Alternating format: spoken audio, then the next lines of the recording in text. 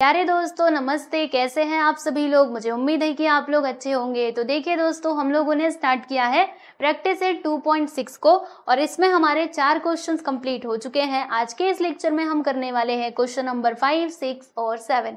तो चलिए फिर इस वीडियो को हम स्टार्ट करते हैं। तो यहाँ पर देखिएगा, ये रहा आपका क्वेश्चन नंबर 5। इसमें क्या लिखा हुआ है, देखिए यहाँ पर लिखा है कि जो सुयस है ना, ये कितना नंबर स्कोर करता है। देखो लिखा है score 10 marks more in second test than that in the first. यानी कहने का मतलब क्या है, देखो यहाँ पे पहला वाला टेस्ट है, यहाँ पे दूसरा वाला टेस्ट है। अब जो सुयस है ना प्यारे बच्चों, ये कितना मतलब कितना स्कोर करता है, यानी इसको कितने नंबर मिलते हैं। सुनो यहाँ पे क्या लिखा है कि Suyash score 10 marks more in second test. More यानी क्या होता है, ज्यादा, मतलब हमें प्लस करना होता है। तो देखो उसको सेकेंड टेस्ट में कितने मार्क्स मिले हैं, तो 10 मार्क्स ज्यादा मिले हैं फ्रॉम द फर्स्ट। मतलब फर्स्ट में, मतलब देखो फर्स्ट टेस्ट में उसको जितने भी नंबर्स मिले थे ना, उससे उसको 10 मार्क्स ज्यादा मिले हैं सेकेंड टेस्ट में। यानी आप ऐसे मान लीजिए कि अगर उसको फर्स्ट टेस्ट में मिले थे 10 नंबर, तो सेकेंड टेस्ट में कितने मिले होंगे, इससे 10 ज्यादा यानी कि 20। मान लो इसको मिले थे 15, तो इससे 10 ज्यादा यानी कि 25 मिल जाएंगे उसको सेकेंड टेस्ट में। ठीक वैसे ही मान लेते कि फर्स्ट टेस्ट में उसको x नंबर मिले थे, तो सेकेंड में कितने मिल जाएंगे, x + 10 मिल जाएंगे,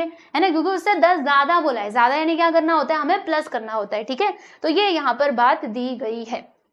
अब आगे देखो, यहां से लेकर के यहां तक तो कंडीशन दी गई है 5 times the score of the second test is the same as the square of the score in the first test. ये हमारा कंडीशन है जिसकी मदद से हम क्वाड्रेटिक इक्वेशन को फॉर्म करेंगे। अब यहाँ पे लास्ट में देख लो, हमें क्या निकालना है, find his score in the first test, यानी कि फर्स्ट टेस्ट में उसको कितने नंबर मिले वो हम लोगों को फाइंड करना है। तो कैसे फाइंड करेंगे, बहुत सिंपल है, आइए मैं आपको बताती हूँ। देखिए पहले तो हम अज्यूम कर लेंगे कि फर्स्ट टेस्ट में उसको मिलते हैं x marks.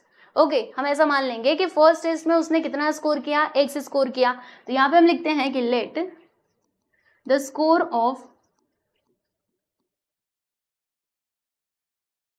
First test be x। हमने ऐसा अज्यूम कर लिया कि फर्स्ट टेस्ट का उसका स्कोर कितना था, x था, तो सेकंड टेस्ट का कितना हो जाएगा, x + 10, क्योंकि यहाँ पे क्वेश्चन में दिया गया है। तो हम यहाँ पे लिखेंगे so therefore score of the second test,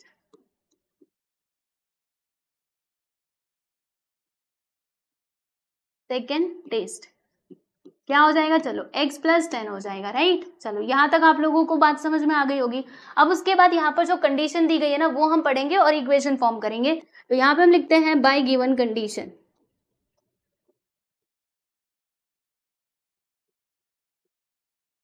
चलो देखो इसमें कंडीशन क्या दिया है, पढ़ना अच्छे से।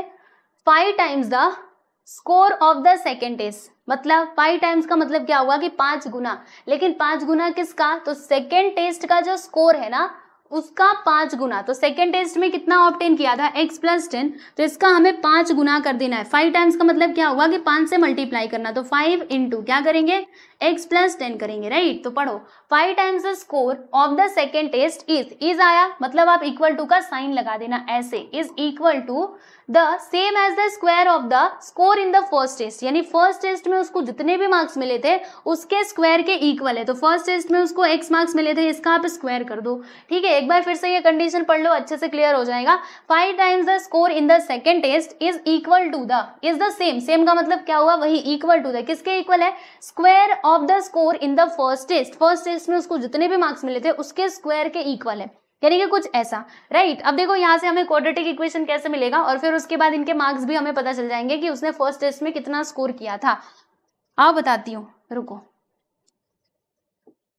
यहाँ पर देखिए 5 का मल्टीप्लाई x में करो 5x आएगा, 5 का मल्टीप्लाई 10 में करो 5 10 50, और यहाँ पे ये x स्क्वायर है, रहने दो। फिर एक काम करते हैं, इन दोनों को उधर लेकर के जाते हैं, तो क्या होगा, इधर 0 बचेगा, यहाँ पर आएगा x स्क्वायर प्लस 5x उधर गया तो -5x प्लस 50 उधर गया तो -50। अब इसको सीधा से करके लिख देते हैं, तो x square -5x -50 which is equal to 0। अब क्या करना है, इसको सॉल्व कर लेना है। तो कैसे सॉल्व करें, चलो वैसे तो हमारे पास 3 मेथड्स हैं, तीनों में से किसी का भी यूज कर सकते हो, आपकी मर्जी। तो चलो हम यहाँ पर यूज कर लेते हैं हमारे फैक्टराइजेशन मेथड का ही, ठीक है। चलिए, तो इसका कोएफिशिएंट क्या है 1, और यहाँ पर क्या है -50, दोनों का मल्टीप्लाई किया तो -50 आ गया। अब इसके 2 फैक्टर्स बताइए, मल्टीप्लाई करने पे तो 50 मिलना चाहिए, प्लस या माइनस करने पे -5 मिलना चाहिए। तो ऐसे 2 फैक्टर्स हमारे क्या हो सकते हैं, 5 और 10 हो सकते हैं। किसको माइनस करे किसको प्लस करे, तो ये ग्रेटर वाला नंबर माइनस कर दो या प्लस कर दो, बिकॉज हमें माइनस में चाहिए ना इसीलिए, ठीक है। अब हम क्या करेंगे, देखो यहाँ पे लिखा है एक्स स्क्वायर, फिर इसकी जगह पे ये लिखेंगे यहाँ पे प्लस 5x माइनस 10x, उसके बाद ये minus 50 which is equal to 0, right. चलो अब इसमें से कुछ कॉमन निकालना पड़ेगा, यहाँ से x को बाहर निकाल लो, ब्रैकेट के अंदर आएगा x प्लस 5, फिर यहाँ से माइनस 10 को आप बाहर निकालो, देखो इसमें से, तो यहाँ पर ब्रैकेट के अंदर क्या आएगा x माइनस माइनस, देखो माइनस माइनस प्लस हो जाएगा, राइट, और 10 5 से कितना होता है 50, यानी कि 5 आ जाएगा विच इज इक्वल टू 0, ठीक है। चलो आगे बढ़ते हैं, आगे का देखिए, इसको हम इक्विवेलेंट बनाएंगे 0। पहले एक काम करते हैं, इसमें से देखो हम क्या कॉमन अभी निकाल सकते हैं, x प्लस 5 को, क्योंकि x प्लस 5 जो है वो दोनों जगह है, तो यहाँ पर मैंने क्या लिखा सुनिएगा, ये x प्लस 5 लिख दिया, राइट, फिर उसके बाद x minus 10 which is equal to 0। अब यहाँ पर मैं लिखती हूँ कि x plus 5 which is equal to 0 और x minus 10 which is equal to 0, ठीक है। फिर क्या होगा, देखो ये जो प्लस 5 दिखाई दे रहा है, ये जाने के बाद उधर माइनस में हो जाएगा, जब ये उधर जाएगा तो प्लस 10 करके हो जाएगा, ठीक है, ये माइनस में और वो प्लस में। अच्छा अब मुझे एक बात बताओ, जो आपका मार्क्स है ना, यानी जो आप स्कोर कर रहे हो एग्जाम में, वो कभी माइनस में नहीं होता है ना, मतलब निगेटिव नहीं होता, वैसे जनरली देखा जाए तो निगेटिव नहीं होता है। वैसे जो हमारे कॉम्पिटिटिव एग्जाम्स होते हैं उसमें तो निगेटिव मार्किंग होती है, जैसे आपको 1 नंबर मिले तो अगर आपने सही आंसर किया तो 1 नंबर मिले, अगर आपने गलत आंसर किया तो आपका कुछ मार्क्स वहां पे डिडक्ट हो जाता है, तो वो तो अलग बात है। लेकिन अब यहाँ पे हम इसकी बात करें तो जो आपका मार्क्स है ना वो माइनस में नहीं हो सकता, ठीक है, तो इसीलिए x का वैल्यू -5 तो नहीं होगा, तो x का वैल्यू क्या हो जाएगा, +10 हो जाएगा। तो इसलिए हम यहाँ पे क्या लिखेंगे कि but marks can not be in negative, marks बोलो या फिर स्कोर कह दो चलेगा, marks can not be in negative, वो नेगेटिव नहीं हो सकता, okay. So therefore x is not equal to -5, तो x का वैल्यू हम क्या ले लेंगे, 10 ले लेंगे। तो आप देख सकते हो x का वैल्यू हमें 10 मिल गया। तो फर्स्ट टेस्ट में उसको कितने मार्क्स मिले थे, 10 मार्क्स मिले थे, किसको, तो वही ये सुयस को। तो यहाँ पे हम लिख देंगे फाइनली कि यस देयरफॉर सुयस स्कोर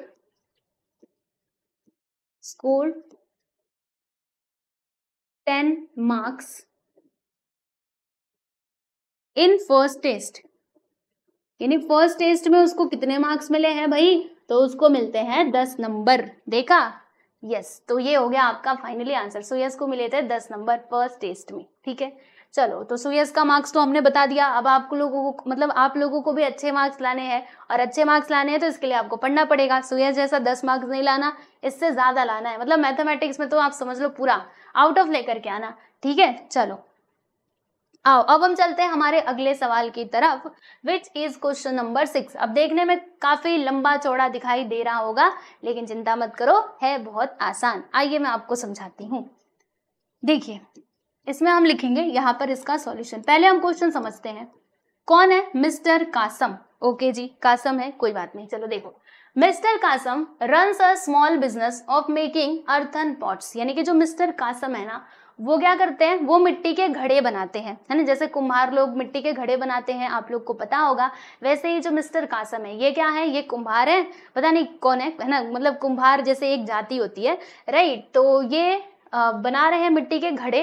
तो देखो यहाँ पे क्या लिखा हुआ है, अब इनके बारे में कुछ बातें लिखी गई है कि he makes certain number of pots on daily basis, यानी वो रोज, ठीक है, रोज मतलब क्या करते हैं, पॉट्स बनाते हैं, और कितना बनाते हैं हमें नहीं मालूम, बस यहाँ पे बोला है सर्टेन नंबर, यानी कुछ नंबर में वो क्या करते हैं, रोज जो है घड़े बनाते हैं, पॉट्स बनाते हैं, ठीक है। और फिर production cost of each pot is 40 more than 10 times the total number of pots he makes in one day, यानी कहने का मतलब क्या है कि प्रोडक्शन कॉस्ट कितना है एक घड़े का। प्रोडक्शन कॉस्ट यानी क्या, जैसे मान लो एक पॉट वो बना रहे हैं तो उसको बनाने के लिए खर्चा कितना है। प्रोडक्शन कॉस्ट मतलब क्या हुआ, वही ना कि एक घड़े को बनाने के लिए खर्चा कितना है। तो यहाँ पर दिया गया, देखो कंडीशन क्या है, अच्छे से समझिएगा इसको। यहाँ पे लिखा है 40 मोर का मतलब क्या हुआ कि 40 हमें प्लस करना है, किस में प्लस करना है, 10 टाइम्स, लेकिन किसका 10 टाइम्स, देखो लिखा है 10 times the total number of pots ही मेक्स इन वन डे, यानी एक दिन में वो जितने पॉट्स बना रहे हैं ना उसका 10 टाइम्स। तो हम मान लेते हैं कि एक दिन में वो बनाते हैं x पॉट्स, तो आप क्या करोगे, इसका 10 टाइम्स कर दोगे। ठीक है, तो ये आपको क्या मिला, ये मिलता है प्यारे बच्चों प्रोडक्शन कॉस्ट ऑफ 1 पॉट। ठीक है, एक पॉट का प्रोडक्शन कॉस्ट, राइट।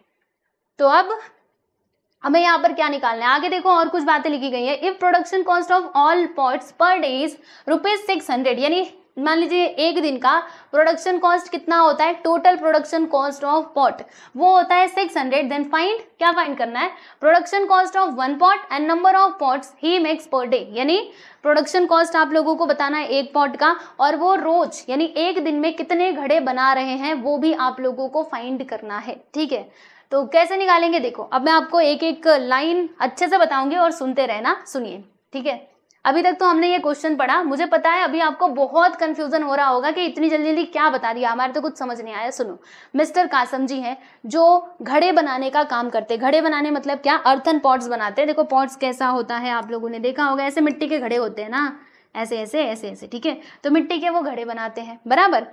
अब सुनो, एक दिन में वो कितना पॉट्स बना रहे हैं उसको ना हम अज्यूम करेंगे, तो हम ऐसा मान लेते हैं कि एक दिन में वो कितने पॉट्स बनाते हैं, x पॉट्स बनाते हैं। ठीक है, तो यहां पर मैं लिख देती हूं कि लेट पॉट्स मेड बाय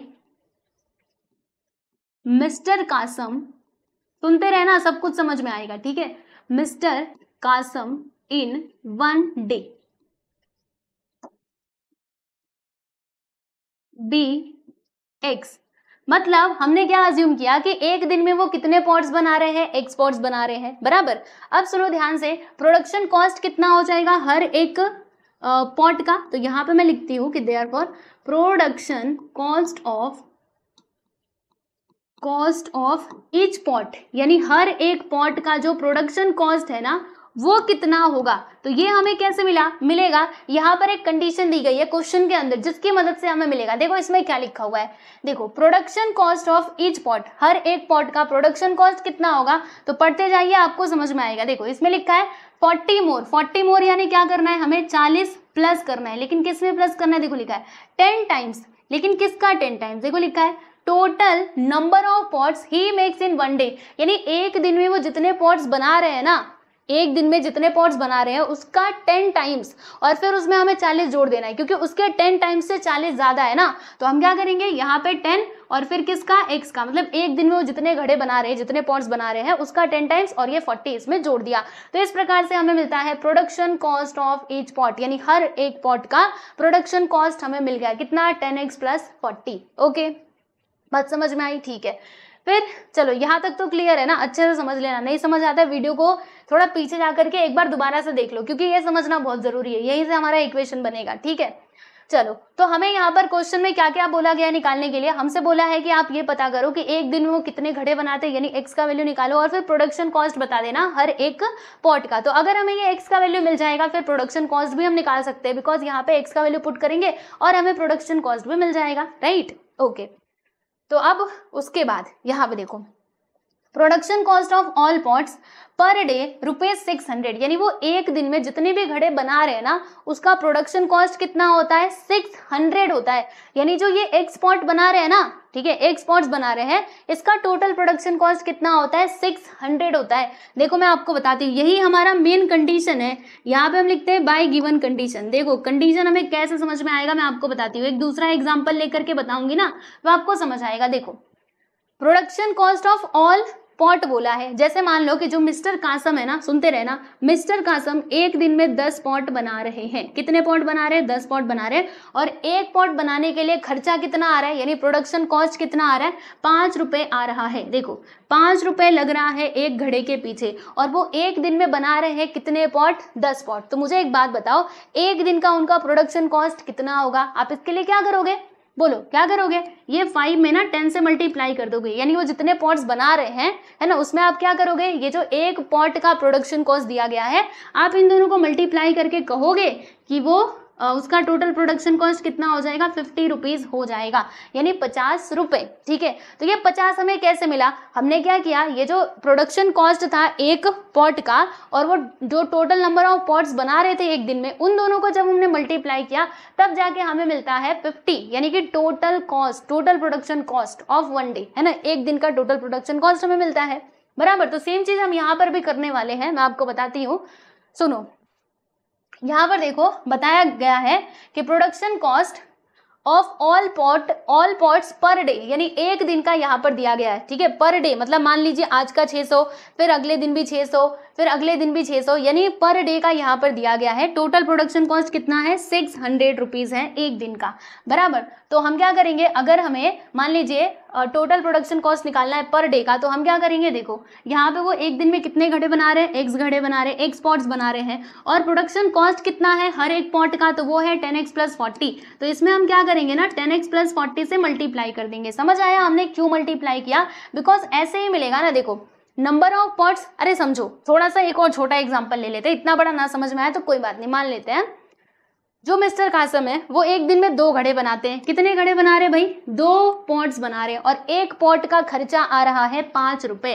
तो बताओ एक दिन में उनका टोटल प्रोडक्शन कॉस्ट कितना हो जाएगा, 2 ही घड़े बना रहे हैं, बस 2 पॉट्स ही बना रहे हैं, एक पॉट बनाने के लिए 5 रुपए लग रहे हैं, तो बोलो कितना हो जाएगा, तो आप इन दोनों को मल्टीप्लाई कर दोगे, बोलोगे अरे ये तो 10 रुपए हो जाएंगे। ठीक है ना, देखो क्योंकि एक घड़ा है 5, ओके, तो 2 बना रहे हैं, तो एक बनाया तो 5 रुपया, दूसरा बनाया तो 5 रुपया, तो टोटल प्रोडक्शन कॉस्ट कितना हो जाएगा, 10 रुपये ही होगा ना। यस, तो यहाँ पे वही बात तो मैंने की है, देखो एक दिन में वो जितना बना रहे हैं उससे प्रोडक्शन कॉस्ट जो है हर एक पॉट का, उससे मल्टीप्लाई कर दिया, फिर जाके हमें ये इक्वेशन मिला, और यही कंडीशन हमारे क्वेश्चन में दी गई थी।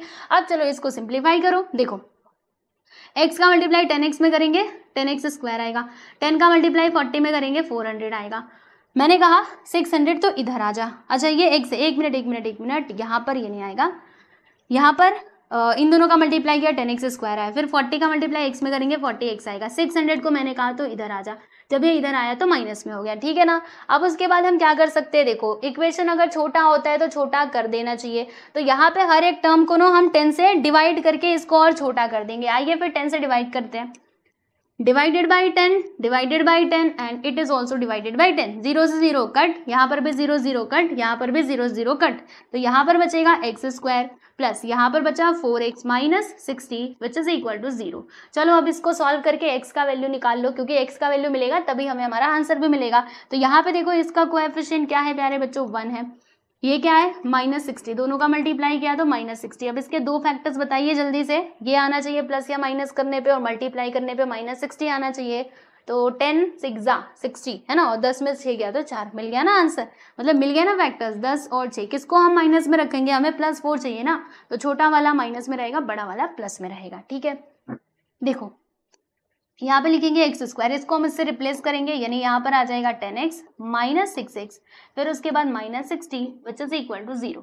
फिर इसमें से बोलो क्या कॉमन ले सकते हैं, x को बाहर निकालो, ब्रैकेट के अंदर x + 10 आएगा, है ना, फिर यहाँ से -6 को बाहर निकालो, ब्रैकेट के अंदर क्या आएगा, ये x, फिर माइनस माइनस प्लस, और 6 10 60। ठीक है, चलिए आगे चलते हैं।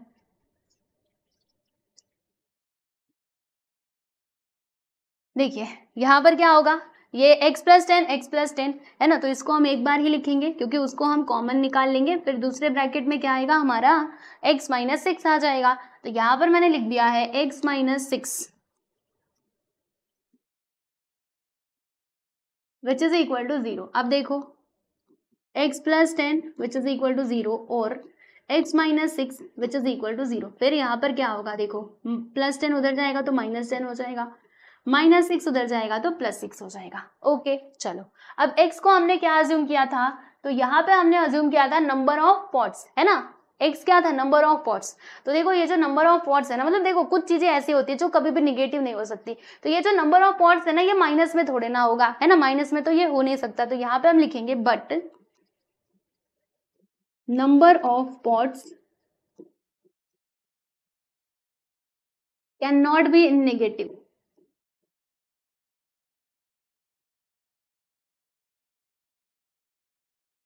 नंबर ऑफ पॉट्स कभी भी नेगेटिव नहीं हो सकता, right. So therefore x can not be equal to -10। तो यहाँ पर x का वैल्यू हमें क्या मिलेगा, 6 मिलेगा। तो आप देख सकते हो हमें मालूम पड़ गया कि जो मिस्टर कासम है ना वो एक दिन में कितने पॉट्स बनाते हैं, तो 6 पॉट्स बनाते हैं, ठीक है, ये तो मालूम पड़ गया। अब ये देखो प्रोडक्शन कॉस्ट भी हमें मालूम पड़ जाएगा, क्योंकि x का वैल्यू इसके अंदर पुट करेंगे और पता चल जाएगा कि एक घड़े का कितना अमाउंट है। तो आइए अब यहाँ पे लिखते हैं, यहाँ पे लिखेंगे फाइनली इसका आंसर कि नंबर ऑफ पॉट्स, हमें यही बताना था ना कि प्रोडक्शन कॉस्ट ऑफ, हाँ, नंबर ऑफ पॉट्स ही मेक्स पर डे, ठीक है। तो number of pots made by Mister Qasim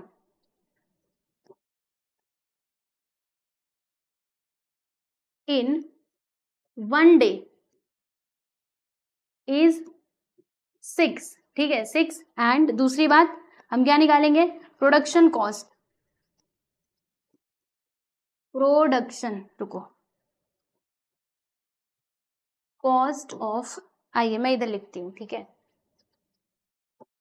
देखिए प्रोडक्शन कॉस्ट कितना था, यहाँ पर मैं इसके बगल में ही लिख देती हूँ, आप भी यहाँ पे लिख लेना प्रोडक्शन कॉस्ट। अरे बाप रे, ये कैसे लिखा रहा है, प्रोडक्शन कॉस्ट क्या था, आपने देखा था ना 10x + 40, यहाँ पे लिखा मैंने 10x + 40।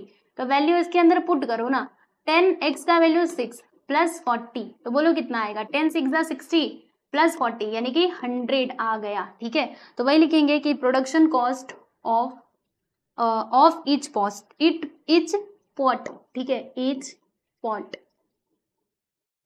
ईच कितना आया है, ₹100। ओके, तो ये है प्यारे प्यारे दोस्तों आप लोगों का फाइनली आंसर, आप लोग देख सकते हो। यहाँ पर हमने हमारा अगला सवाल यानी कि ये वाला क्वेश्चन भी कंप्लीट कर लिया। मैं इसको थोड़ा सा ऐसे छोटा कर देती हूँ ताकि ये पूरे स्क्रीन पर आ जाए और आप इसको देख पाओ। यस, तो देख लीजिए, ऐसे ही करना है,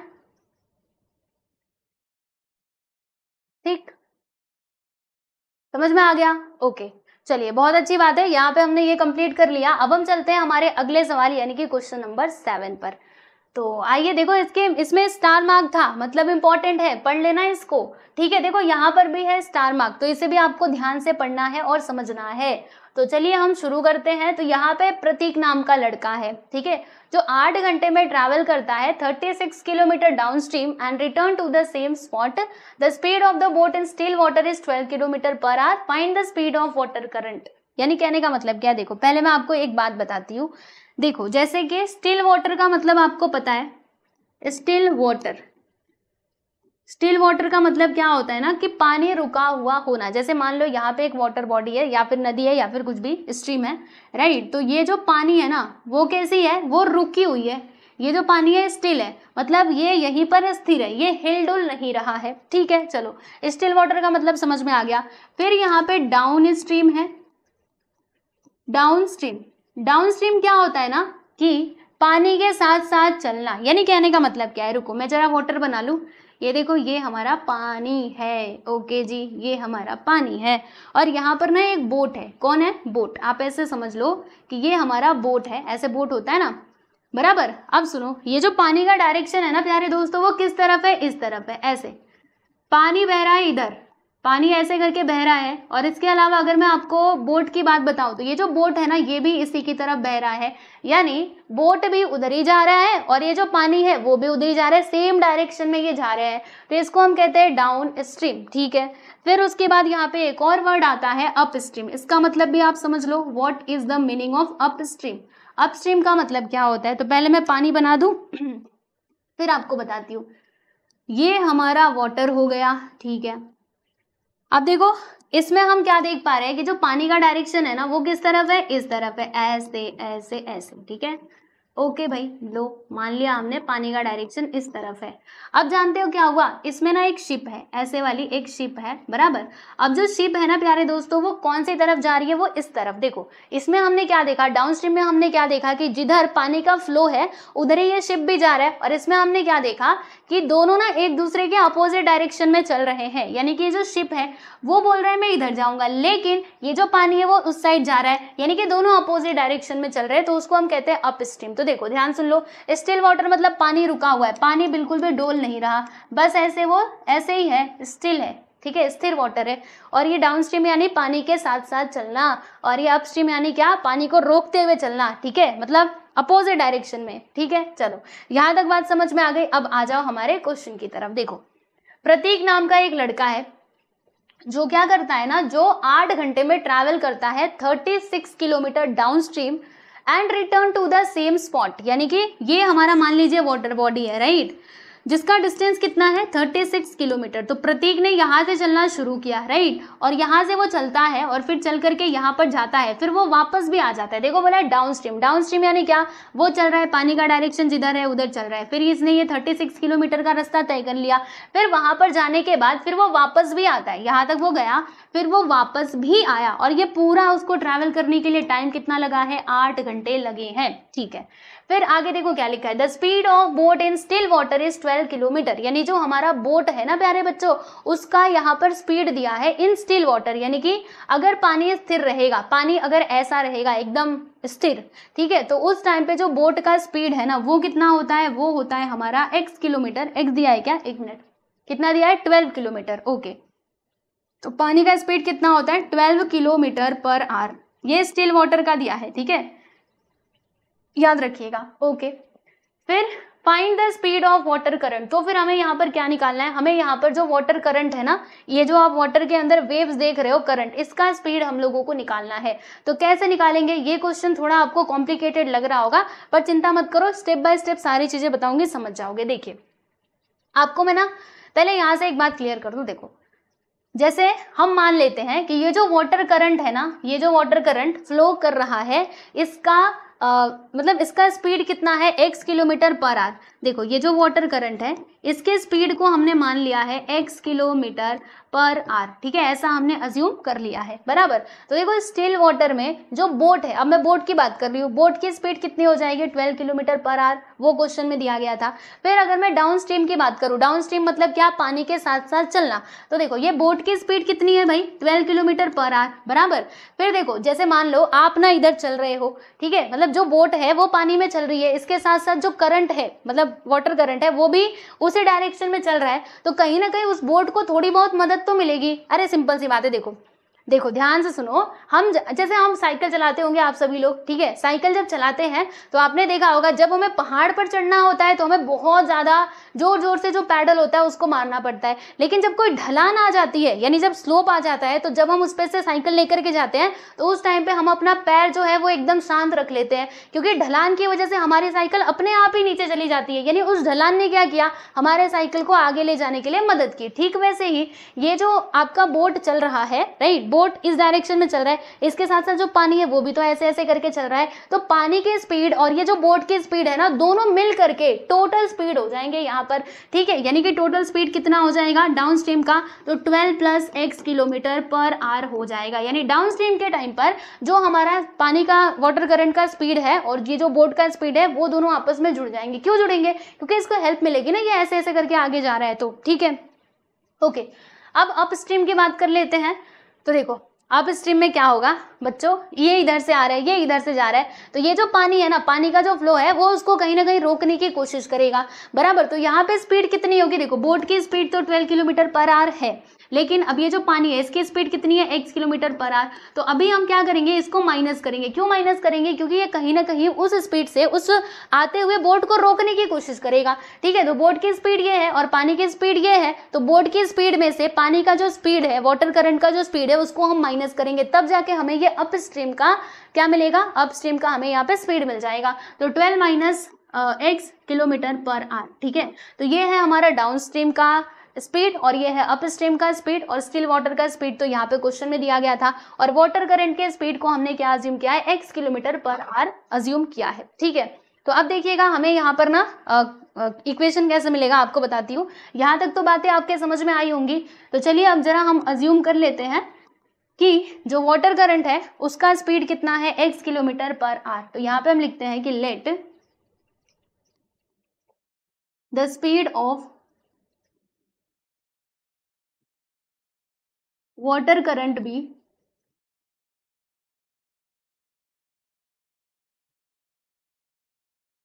x किलोमीटर पर आवर, ठीक है। हमने ऐसा अज्यूम कर लिया, राइट। फिर उसके बाद speed of boat in still water, वो कितना दिया 12 किलोमीटर पर आवर। तो यहाँ पे हम लिखते हैं कि speed of boat in still water, वो कितना दिया है, वो है हमारे पास 12 किलोमीटर पर आवर। ठीक है, ये बात भी आप लोगों को समझ में आ गई होगी। ओके जी, अच्छी बात है। फिर चलो डाउन स्ट्रीम और अप स्ट्रीम तो आपको समझाना है। यहाँ पे मैं लिख देती हूँ कि जो बोट है ना, ओके, जब वो जाता रहेगा यानी जब डाउन स्ट्रीम होगा तो उस टाइम पे स्पीड कितनी होगी। देखो मैं यहाँ पे लिख रही हूँ कि देयरफॉर डाउन स्ट्रीम स्पीड, यहाँ पे ऐसे लिखो speed downstream, speed downstream क्या होगा, अभी अभी मैंने आपको बताया था 12 plus x kilometre per hour, right. Okay जी, फिर स्पीड अपस्ट्रीम क्या हो जाएगा, स्पीड अपस्ट्रीम, ये हमारा हो जाएगा 12 minus x kilometre per our. ये सब कुछ मैंने कहाँ से लिखा, अभी मैंने आपको इधर यही तो बताया था, है ना, इधर वही तो बताया था।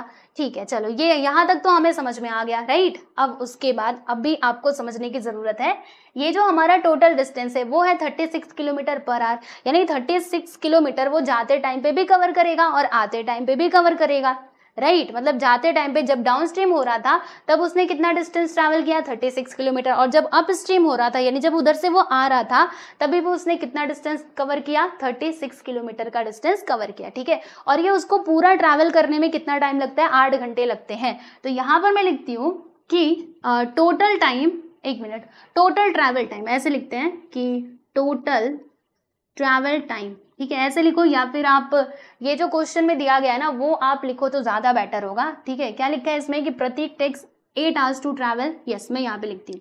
देखो क्वेश्चन में क्या दिया है कि Prateek takes 8 hours to travel 36 kilometre downstream and upstream, upstream का मतलब वही है return to the same spot, return to the same spot.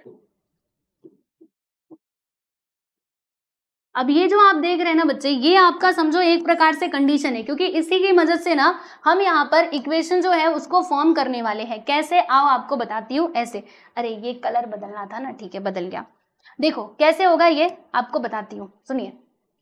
उसको 8 घंटे लग रहे हैं पूरा ट्रैवल करने के लिए, है ना, मतलब जाने का भी और आने का भी कुल मिला करके लग रहे हैं उसको। Total time taken by Prateek is 8 hours, बराबर। तो देखो जाने में उसको जितना टाइम लगा और आने में जितना टाइम लगा, कुल मिला करके यहाँ पे है ना, यानी दोनों देखो डाउन स्ट्रीम का भी टाइम दिया गया है और अप स्ट्रीम का भी टाइम, जब दोनों को हम जोड़ेंगे तब जाके हमें ये मिलेगा। समझ रहे हो कि नहीं। तो यहाँ पर देखो हमारा इक्वेशन कैसे बनेगा, सुनना। यहाँ पे हम लिखते हैं टाइम टेकन टू ट्रैवल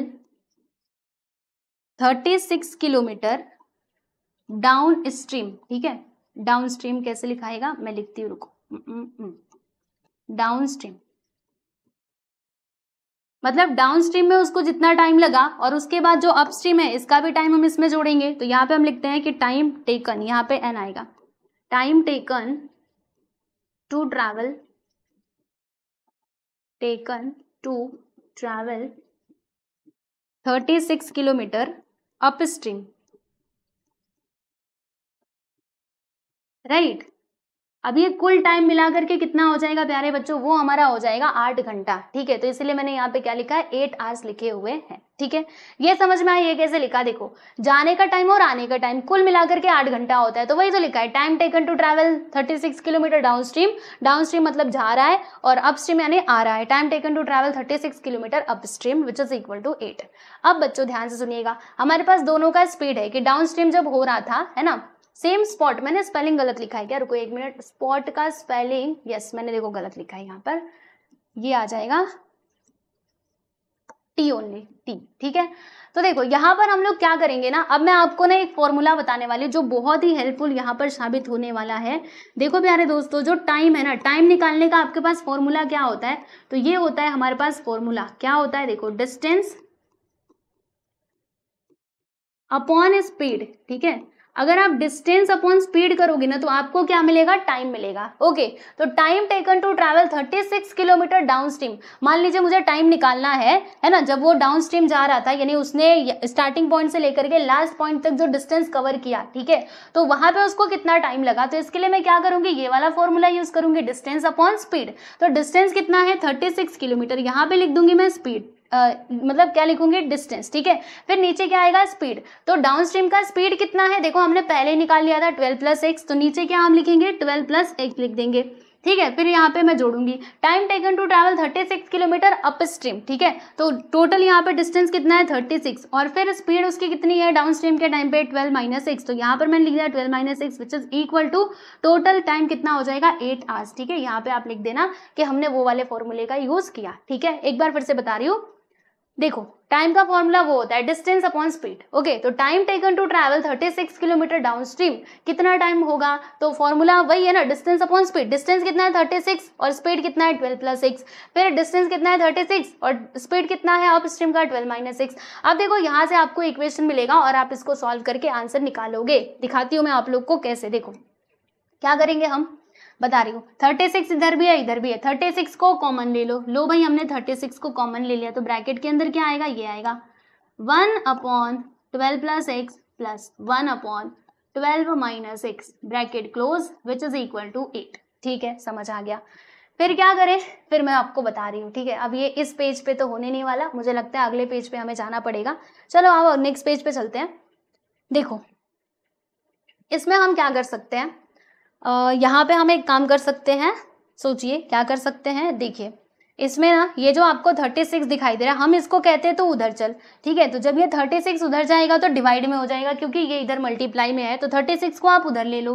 तो देखो यहाँ पर क्या होगा, 8 इधर पहले से था, 36 जब इधर आया तो ऐसे करके डिवाइड में हो गया, और इधर क्या था, इधर था 1/12 + x प्लस 1/12 - x, ऐसे ही था ना। ओके जी, फिर हम क्या करेंगे, फिर यहाँ पे कुछ और काम करेंगे, सुनो ध्यान से।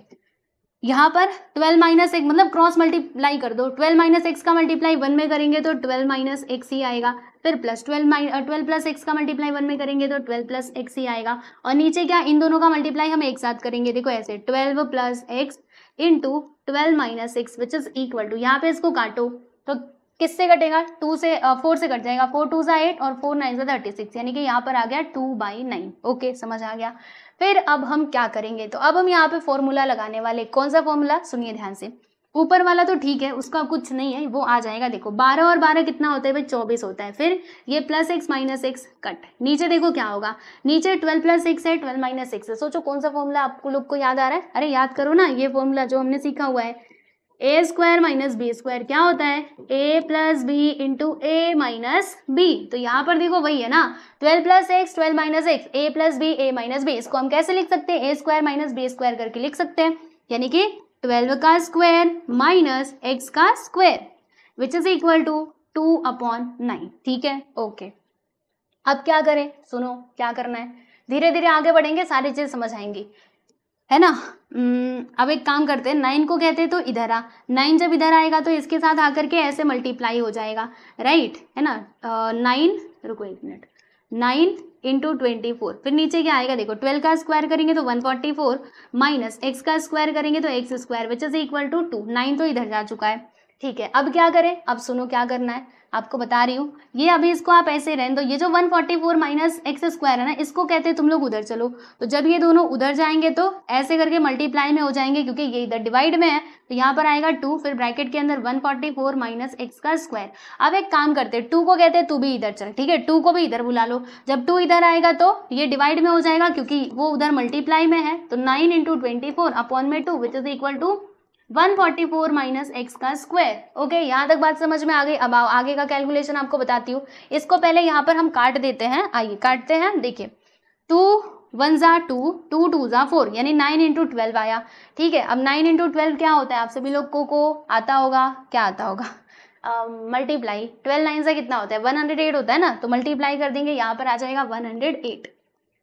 फिर ये जो 144 दिखाई दे रहा है इसको मैंने कहा तो इधर आ जा, ठीक है। 144 जब इधर आएगा तो बोलो किस में हो जाएगा, माइनस में हो जाएगा, which is equal to minus x का स्क्वायर। अब माइनस करो तो 108 में से 144 यानी 144 में से 108 को माइनस करना पड़ेगा, तो 4 में से 8 नहीं जाने वाला, इसने किसको दिया, तो 14 में से 8 गया तो 6, और यहाँ पे कितना बचता है 3, 3 में 0 गया तो 3, 1 में से 1 गया तो 0, यहाँ पर आ गया माइनस 36। माइनस क्यों आया, क्योंकि ग्रेटर नंबर का साइन माइनस है।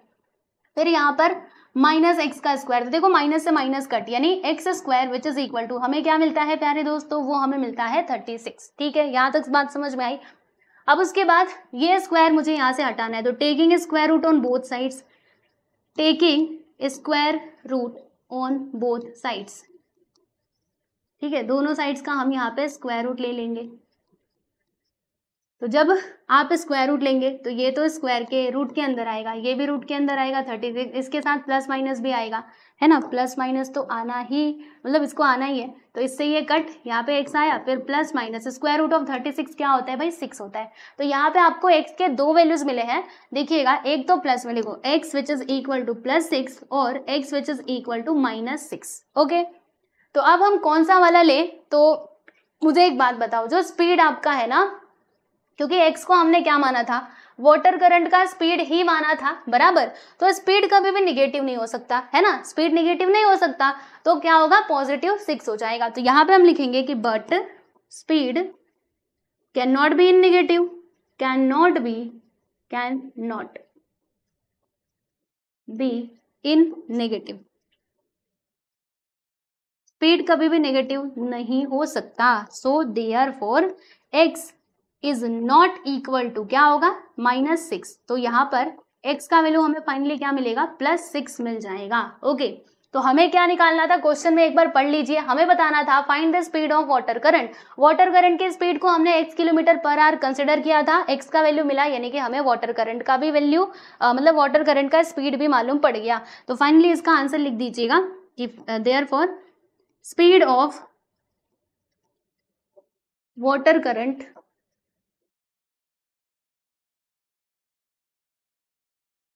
Is 6 km/h, okay. तो ये है प्यारे दोस्तों आप लोगों का फाइनली आंसर, आप लोग देख सकते हो यहाँ पर हमने हमारा इस लेक्चर का अंतिम सवाल भी कंप्लीट कर लिया, ठीक है। मुझे मालूम है इसमें आपको थोड़ा सा प्रॉब्लम आई होगी, है ना, क्योंकि ये फॉर्मूला आपके लिए नया है और इस टाइप का क्वेश्चन भी आपने पहली बार देखा है, इसीलिए प्रॉब्लम आ रही होगी। लेकिन मेरा यकीन मानिए, अगर आप अच्छे से 2-3 बार इस क्वेश्चन की प्रैक्टिस कर लोगे ना, ये सारे स्टेप्स आपको याद हो जाएंगे, सब कुछ समझ में आ जाएगा, ठीक है। तो एक बार में नहीं समझता है तो 2 से 3 बार इसको देखो और प्रैक्टिस करो, पक्का समझ तो आएगा ही, है ना, प्रैक्टिस के ऊपर सब कुछ डिपेंड है। तो यहाँ पर हमने क्वेश्चन नंबर 7 किया, 6 किया, 5 किया, और बस इस वीडियो को यहीं पे हम खत्म करेंगे। बाकी अभी बच रहे हैं आपके 3 और क्वेश्चन नंबर 8, 9 और 10, तो इनको हम सॉल्व करेंगे हमारे अगले वीडियो यानी कि लेक्चर नंबर 14 में। इसके अलावा उसके बाद आपका आएगा प्रॉब्लम सेट 2, वो तो मैंने करवा ही दिया है, तो वो भी आप प्लेलिस्ट में जाकर के देख सकते हो, ठीक है। और पीडीएफ चाहिए तो हमारे टेलीग्राम चैनल से जुड़ जाना। और बताऊँ आप लोगों को, मैं आपका जियोग्राफी सब्जेक्ट भी पढ़ाती हूँ क्लास 10th का, तो आप लोग हमारे चैनल पर जाकर के ज्योग्राफी के भी वीडियोस देख सकते हैं। कहाँ पर मिलेंगे, नाम सुन लो चैनल का, SK शालिनी डिजिटल एजुकेशन। इस चैनल पर क्लास 10th के भी वीडियोस मिलेंगे, तो वहां से आकर के आप लोग पढ़ाई कर सकते हैं, ठीक है। मिलते हैं नेक्स्ट वीडियो में, सभी को नमस्ते।